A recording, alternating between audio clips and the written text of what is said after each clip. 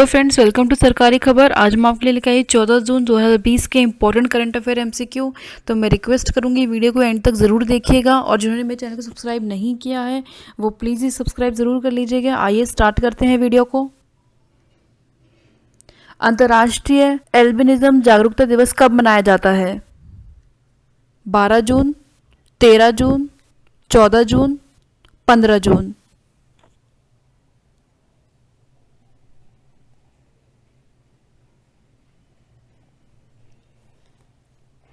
Answer होगा 13 जून। तो रंगहीनता जो कि एक प्रकार का आनुवंशिक विकार है, जो कि हालांकि बहुत कम मामलों में देखा जाता है। ये स्किन संबंधी विकार होता है जिसके कारण स्किन, आँखें और बाल पूरी तरह रंगीन हो जाते हैं या फिर बहुत ही कम रंग होता है और रंगीनता के साथ देखने की समस्याएं भी होने लग जाती है। तो इसी के लिए लोगों में जागरूकता फैलाने के लिए इंटरनेशनल एल्बिनिज्म अवेयरनेस डे मनाया जाता है और इस साल इसका थीम रखा गया है मेड टू शाइन। चलते अगले क्वेश्चन पे। केंद्रीय कृषि और किसान कल्याण मंत्री नरेंद्र सिंह तोमर द्वारा शुरू की गई योजना का नाम क्या है? सहकार मित्र, किसान मित्र, मित्र, किसान सहकार।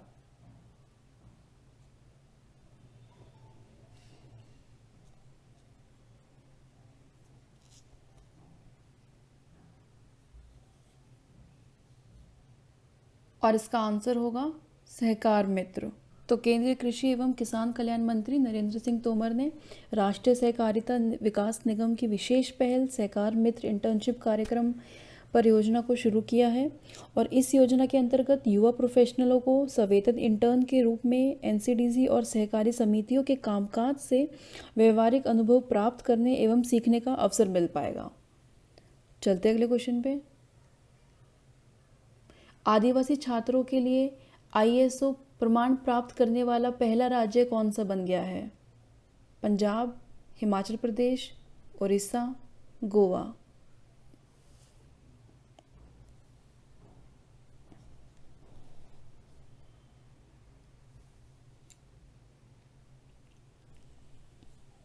और इसका आंसर होगा उड़ीसा। तो SC/ST वेलफेयर डिपार्टमेंट द्वारा 2019 में एक प्रोजेक्ट लॉन्च किया गया था जिसका नाम था मिशन सुविधाएं और इस प्रोजेक्ट के अंतर्गत सभी राज्यों के ट्राइबल हॉस्टल को एक समान सुविधा दी जाएगी। तो ओडिशा, जिसकी राजधानी है भुवनेश्वर, जिसके मुख्यमंत्री हैं नवीन पटनायक और गवर्नर हैं गणेश लाल, तो वो पहला ऐसा राज्य बन गया है जिसे ट्राइबल हॉस्टल्स के लिए ISO सर्टिफिकेशन मिला है। चलते अगले क्वेश्चन पे। किस शहर की पुलिस ने महिलाओं के लिए स्त्री कार्यक्रम शुरू किया है? मुंबई, हैदराबाद, चेन्नई, पुणे।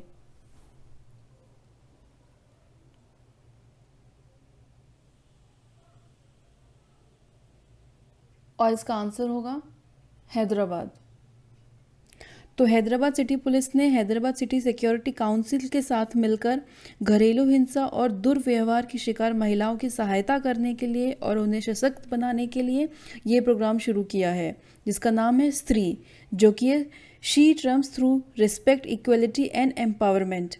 और ये प्रोग्राम महिलाओं को बचाव और सुरक्षा से संबंधित मुद्दों से निपटने के लिए सभी महिलाओं को एक साथ जुड़ने और पुलिस के साथ काम करने के लिए एक साझा मंच को बढ़ावा देने के लिए शुरू किया गया है। और इस प्रोग्राम का उद्देश्य होगा महिलाओं को उनके अधिकारों, हक, कानून और सहायता प्रणालियों के बारे में जागरूकता बढ़ाना और महिलाओं की सुरक्षा, सम्मान सुनिश्चित करने के लिए साझेदारों का एक नेटवर्क स्थापित करना, जिसमें कि स्थानीय पुलिस समाज के विभिन्न वर्गों की महिलाओं को शामिल करेगी और कार्यक्रम के अंतर्गत पुलिस स्टेशन में एक समूह का गठन करेगी और एक सक्रिय महिला को सबाला शक्ति के रूप में प्रत्येक समूह के स्वयं सेवक के रूप में चुना जाएगा। तो चलते अगले क्वेश्चन पे।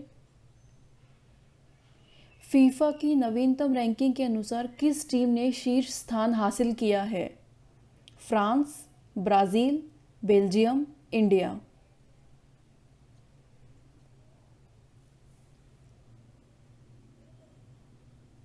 और इसका आंसर होगा बेल्जियम।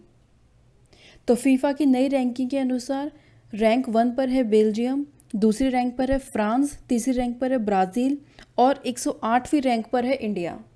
चलते अगले क्वेश्चन पे। नासा में ह्यूमन स्पेसलाइट की पहली महिला हेड कौन बनी है? कैथी लाइडर्स, कैथी हेनरी, कैथी सुलिवन।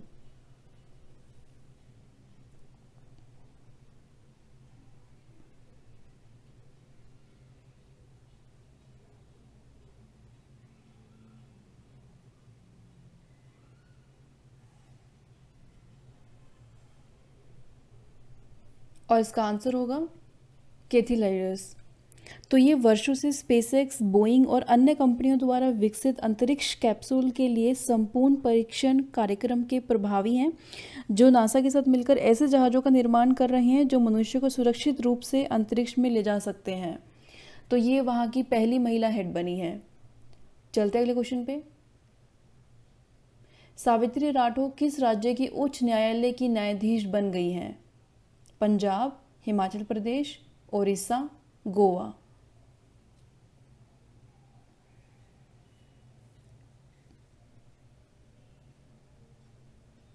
और इसका आंसर होगा ओडिशा।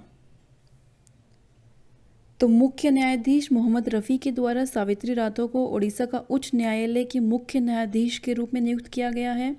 आमिया कुमारी पाधी और संजू पांडा के बाद ओडिशा उच्च न्यायालय की तीसरी महिला न्यायाधीश बनी है सावित्री राठौर। अब ओडिशा उच्च न्यायालय के न्यायाधीशों की संख्या 16 हो गई है।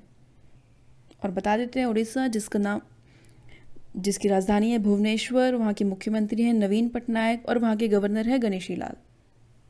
चलते अगले क्वेश्चन पे। कौन सा संगठन निर्माण क्षेत्र में पूरी तरह से डिजिटल होने वाला पहला संगठन बन गया है?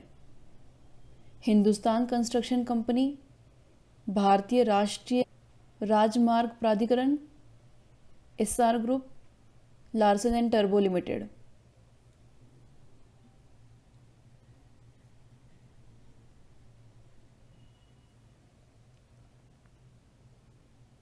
और इसका आंसर होगा national highways authority of India, यानी कि भारतीय राष्ट्रीय राजमार्ग प्राधिकरण। तो national highway authority of India पूरी तरह डिजिटल होने वाला पहला निर्माण क्षेत्र का पहला संगठन बन गया है।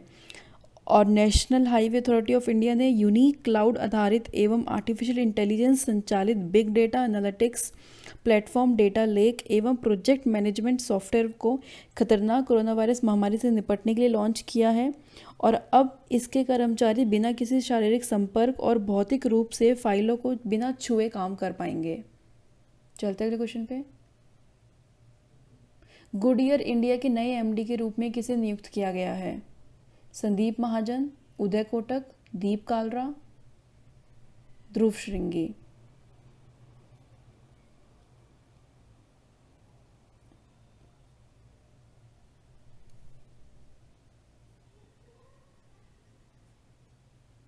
और इसका आंसर होगा संदीप महाजन। तो गुडईयर कंपनी जो कि एक टायर कंपनी है, तो गुडईयर इंडिया के लिए नए एमडी के रूप में संदीप महाजन को चुना गया है। चलते अगले क्वेश्चन पे। रक्तदाता दिवस कब मनाया जाता है? 12 जून, 14 जून, 15 जून, 13 जून।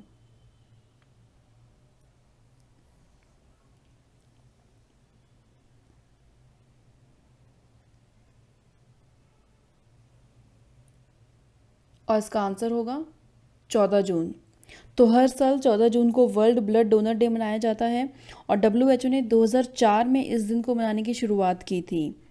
कार्ल लैंडस्टर, जिन्होंने ब्लड ग्रुप सिस्टम से दुनिया को अवगत कराया था, उनका जन्म 14 जून को हुआ था और इसीलिए 14 जून को ये मनाया जाता है। और इसका उद्देश्य है लोगों को रक्तदान के लिए जागरूक करना। और इस बार इसका थीम रखा गया है सेफ ब्लड सेफ लाइव्स। तो फ्रेंड्स, ये थे आज के टॉप करंट अफेयर एमसीक्यू। आप अपने सजेशंस मुझे कमेंट बॉक्स में दीजिए और जिन्होंने मेरे चैनल को सब्सक्राइब नहीं किया है वो इसे प्लीज़ सब्सक्राइब कर लीजिए, ताकि जब भी मैं वीडियो डालूँ आपको तुरंत उसका नोटिफिकेशन आ जाए और आपका कोई वीडियो मिस ना हो। Thank you for watching.